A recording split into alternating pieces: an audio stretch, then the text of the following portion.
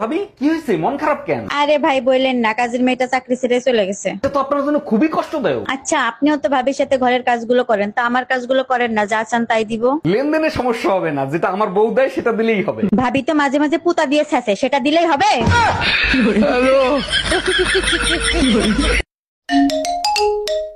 Hello জামাই, তুমি নাকি আর একটা বিয়ে করছো, কথা কি সত্য? আরে আম্মা জান, আপনি মানুষের কথায় কেন কান দেন? মানুষ তো কত কিছুই বলবে। মানুষের কথায় কান দিন না, তোমার শ্বশুর দেখছে তুমি নাকি আর একটা বিয়ে করছো। আম্মা জান, আপনার মেয়ে হলো আমার আসল বউ, আর শ্বশুর যেটা দেখছে সেটা হলো আমার ধর্মের বউ। ডাক্তার, আমার রিপোর্টটা ভালো করে কি দেখছেন? ওর ভিতর কোনো সমস্যা নাই তো?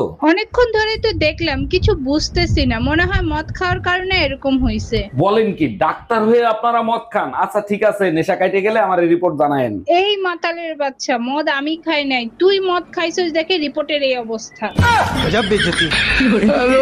অরুণ ভাই, আপনার ভাই বললো মসজিদে নাকি আপনাকে নিয়ে সবাই হাসাহাসি করছে। হুজুরে জিজ্ঞেস করছিলাম, বউর খেদমত করতে ইচ্ছা করতেছে, বউ তো বাপের বাড়ি গেছে, অন্যের বউরে খেদমত করলে কি সওয়াব পাবো? অরুণ ভাই, আপনিও না আজব আজব প্রশ্ন করেন, তারপরে হুজুর আপনাকে কি বললো? হুজুর বলে সওয়াব পাবেন কিনা জানি না, তবে জাহান্নামের দরজা দেখতে পাবেন। আসলে সুখে থাকতে বেশি কিছু লাগে না, কিন্তু কতটা সুখে আছি এটা সবাইকে দেখানোর জন্য অনেক খরচ হয়।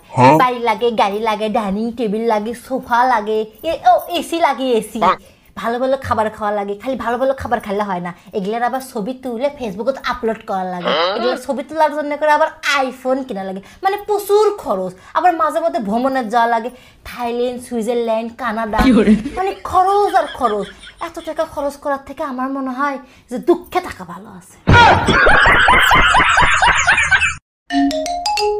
হ্যালো জামাই, কালী পূজায় আমার মেয়েরে নিয়ে তুমি কি আসবা, না আমি তোমার শ্বশুরে নিয়ে আসবো? উভয় সংকটে ফেলায় দিলেন। না মা, আমি আসতে পারবো না, আপনার মেয়েরে পাঠায় দেবো। আমার মেয়ে তো তোমারে ছাড়া আসবে না, কারণ তোমার চরিত্র তো ভালো না। বুঝতে পারছি, এবার দুই মা কালীর তাণ্ডব সহ্য করতে হবে আমার।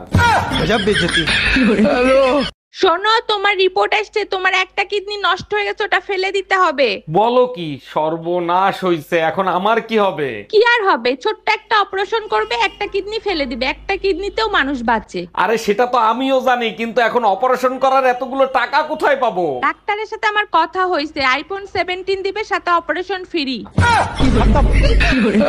এই সময় রাতে রেডি হয়ে থাকো, তোমারে নিয়ে কালী পূজা দেখতে যাব। আমি যাব না, তুমি যাও। মা কালীর দর্শন আমি সকালেই করছি। সকালে তো তুমি বাসায় ছিলা, তাহলে মা কালী দর্শন কখন করলা? আরে বাবা, সকালে যখন তোমার মা আর বোন আসছে তখন। আচ্ছা, দুপুরে যে পায়েস খেলা, পায়েস কেমন হয়েছে সত্যি করে বলবা, আমার কসম। সর্বনাশ হইছে, সত্যি কথা বললে অশান্তি হবে, মিথ্যা কথা বলা যাবে না, কসম দিছে, কি করব?